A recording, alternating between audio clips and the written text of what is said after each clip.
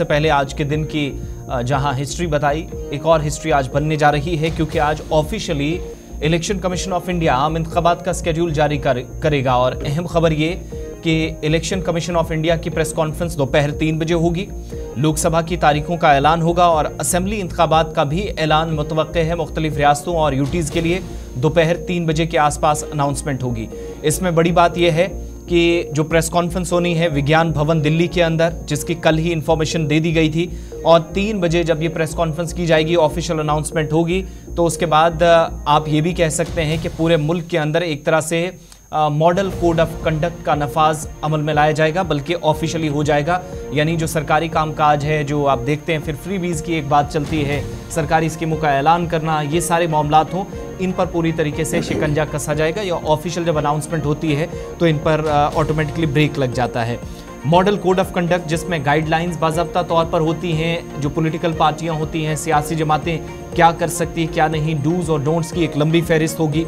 इसके अलावा मुख्तलिफ रियासतों के लिए आज जहां पर असेंबली इंतखाबात भी होने हैं, तो ये भी तवक्को की जा रही है कि जहां पर आंध्र प्रदेश वगैरह बाकी हिस्सों के अंदर असेंबली इलेक्शंस होंगे, इस बार जम्मू कश्मीर भी इस फहरिस्त में हो सकता है। उसकी 2-3 वजूहात है तकनीकी एतबार से। जब अगली खबर भी आपके सामने रखेंगे तो आपको बताएंगे कि इलेक्शन कमीशन ऑफ इंडिया ने जम्मू में आकर क्या कहा था, और जो पेचीदगियां थी कानूनी एतबार से वो क्या सही थी या गलत, उस पर भी तज्जिया तबसरा तो हुआ था। मगर वो सारी होने के साथ साथ जो मेजर डेवलपमेंट्स की हम बात कर रहे हैं पिछले 24 घंटों में, उसके साथ जब model code of conduct MCC लग जाएगा तो उससे पहले ये अनाउंसमेंट मुमकिन है।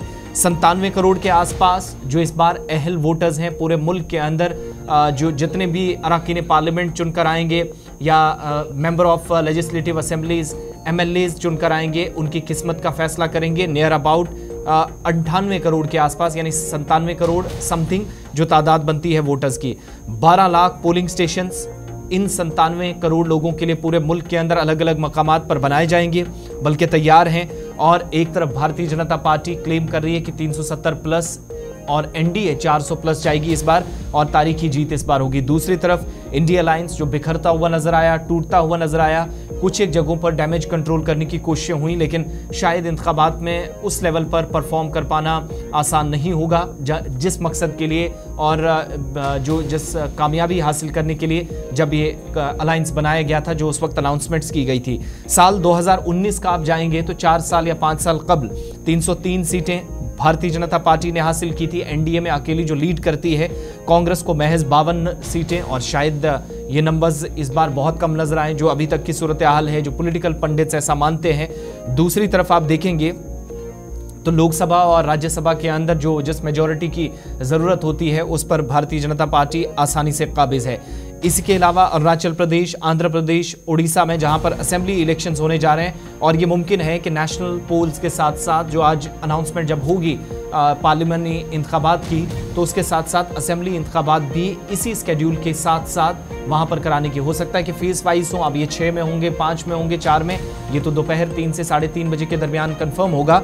मगर ये चीज़ ज़रूर है कि असेंबली इलेक्शंस इन रियासतों में जो नाम गिनकर मैंने बताया, जिसमें आंध्र है, अरुणाचल प्रदेश है, उड़ीसा है, इन रियासतों के अंदर आम इंतखाबात के साथ साथ कराने की तैयारियां हैं। इसीलिए कल जो ऑफिशियल नोट आया उसमें बताया गया कि कुछ एक रियासतों में असेंबली और बाकी जगह पर लोकसभा इंतखाबात का हम ऐलान करेंगे। तो शायद साथ साथ जम्मू कश्मीर के अंदर भी जो तकनीकी एतबार से कुछ कमियां थी, कुछ फैसले लेने थे, वो लिए जा चुके हैं। हो सकता है कि वहां पर भी अनाउंसमेंट इसके बाद की जा सकते हैं। तो ये आम इंतखाबात के हवाले से बात थी, और जम्मू कश्मीर के मुतालिक भी हम बात कर ही रहे हैं। आपको मुसलसल बताया गया है कि कहां पर क्या कमियां थी। इलेक्शन कमीशन ऑफ इंडिया ने परसों जब यहाँ प्रेस कॉन्फ्रेंस की, सियासी जमातों के साथ मुशावरत करने के बाद श्रीनगर और जम्मू में ब्रीफिंग दी, फिर तो उस वक्त भी कहा गया कि कमीशन कुछ बनाए गए थे, रिजर्वेशन के मामलात थे, कैटेगरीज को कैसे रिजर्वेशन का जो फीसद है, परसेंटेज है, वो डिवाइड करना है।